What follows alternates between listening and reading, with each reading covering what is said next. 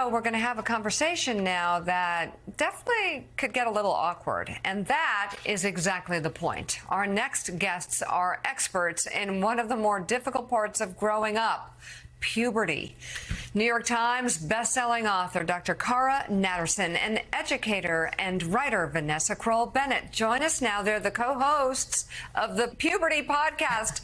That's got to be the most awkward podcast out there, and I would listen to that. They're out now with the new book, This Is So Awkward, Modern Puberty Explained. And boy, does it ever need to be explained. Let's just start with the fact that it's changed.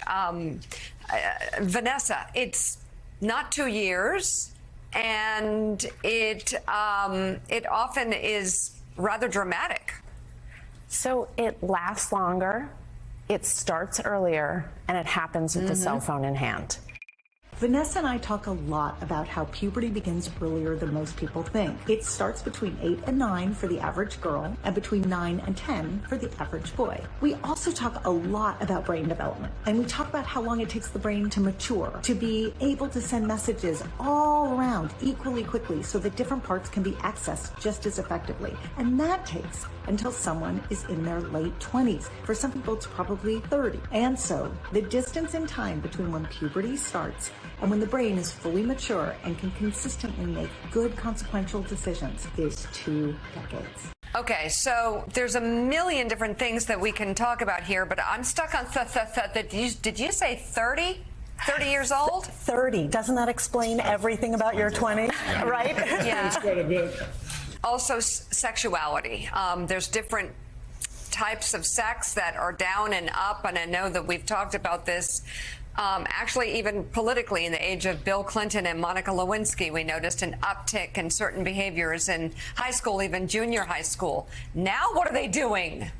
So we really encourage people to expand their definition of what sex is and not to just assume it's one kind, because there's a lot of different stuff going on and people are making different choices. The issue is that kids are actually not having sex earlier, even though puberty is starting earlier. Puberty and sexual activity are not one and the same. And so even though puberty is starting earlier, sexual activity is being delayed, and they're up to other things besides the traditional conception of what sex is. You know, these kids, like, unlike when we were growing up, they're exposed to porn, and they have access to things that we never had access to or barely had access to. Now they have it 24/7. That's right. So Common Sense Media came out with a study earlier this year that just codified what we've known for a long time, which is that the average age of first porn viewing for a kid in this country is 12. And 15% of 10-year-olds are seeing pornography. These are huge numbers. And to put it into context, before a kid ever has their first kiss, they are seeing videos of often violent or aggressive or non-consensual sex. So this is why we need to talk about all of it. And it is awkward, and it's hard for the adults in kids' lives. Yet if we don't step in and have conversations and start explaining what sex is, what consent looks like, how to make your own independent choice in this sort of path to becoming a mature and grown-up person who will one day hopefully be in a great, loving, consensual relationship.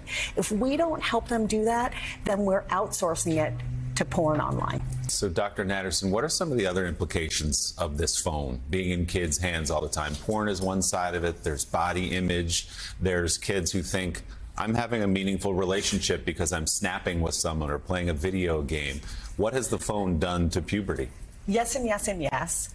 There's also sleep disruption. We got to talk about that, because when you charge your device in your room, and this is any device, that's a big no-no, because it keeps people up at night. By the way, all of us as well, right?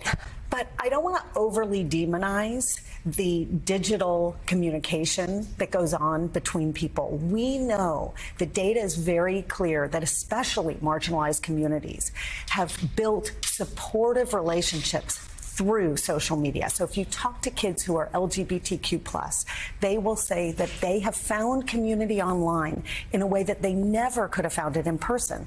So we don't totally dismiss the benefit of these devices, but we've got to know some of the downsides, and we've got to talk to our kids about it. If you think you've got it all figured out and you've got something going on at home that just feels ironclad, that is the moment where your child will evolve, something will change, and you got to restart and do it all over again. Dr. Natterson and Vanessa, my wife and I have 7 children. I cannot tell you how gratified I am that they're all grown and adult after listening to this conversation. So my question to you is asked on behalf of a lot of 25 to 35-year-old young parents screaming, silently probably, for help in doing this. What do you tell them? So that's why we wrote the book, because people need a roadmap. They want to know what to say. They want to know the science behind all of the guidance that people offer them. We also tell them, you are going to mess up. You will mess up over and over again in this journey. Cut yourself some slack. It's fine. You go back, you try again, you apologize. I mean, Mike, I'm sure you've messed up more times than you can count. And the point is, you go back. I'm so sorry. I gave you the wrong piece of information. I'm so sorry I lost it with you yesterday. Can I get another chance? That is the #1 most important thing of caring for kids through this stage. That is fair enough. The book is titled, This Is So Awkward, Modern Puberty Explained. Dr. Kara Natterson and Vanessa Kroll-Bennett, thank you both so much for joining us. This was so valuable. Everybody should get the book. We can learn. It's also stunning.